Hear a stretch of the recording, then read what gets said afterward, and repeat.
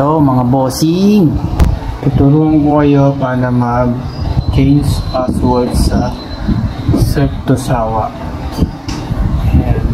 Yan ang Surf2Sawa na icon. Pag wala pa kayo yan, mag-download kayo. Yan, pin nyo. Siguro alam niyo naman yung pin nyo. Yan, susulat nyo dyan yung 4 na pin binigay sa inyo. Diyan na yan, loading yan. Ang loading yan, pupunta dito sa harap.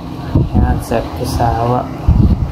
Kita nyo yung mga laman nyo ng self balance nyo. Yan. Pero dito tayo sa password wifi. Dito tayo sa wifi setting. Tapos yan, makita nyo dyan, change wifi name, saka change wifi password. Pero dito tayo sa password. Bago yung password na nalagay nyo dyan.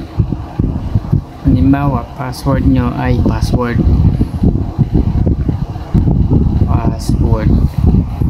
Tapos nagyan na ng number kunyari. Ayan, password 1. Ngayon, pag nandun ka na, sulit mo na yan, no? Save mo na. Kasi mo maglo-load yan. Tapos lalabas. Nabago na. Ayan o, change. Diba? Okay na yan. Ganun lang kadali yan. Ngayon, testingin na natin. Ito tayo sa wifi natin.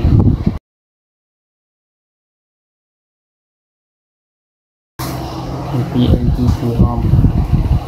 Pero pangalan ko kasi yan yung PLDT Home. Pero yan yung Surf2Sawa.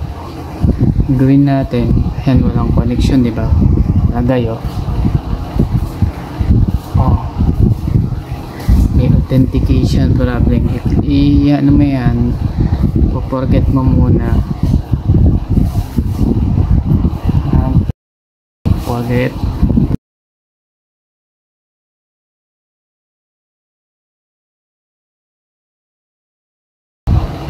Wala na siya dyan.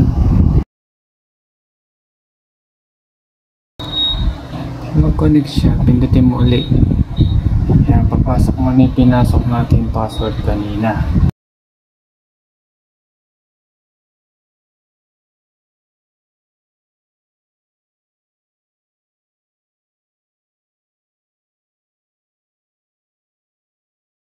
Password 1. Ayan, diba? Tama. Tandaan nyo.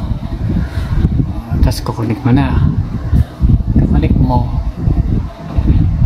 Hintay ka ng sandali. Kumanta ka lang. 1, 2, 3. Ayan, connected.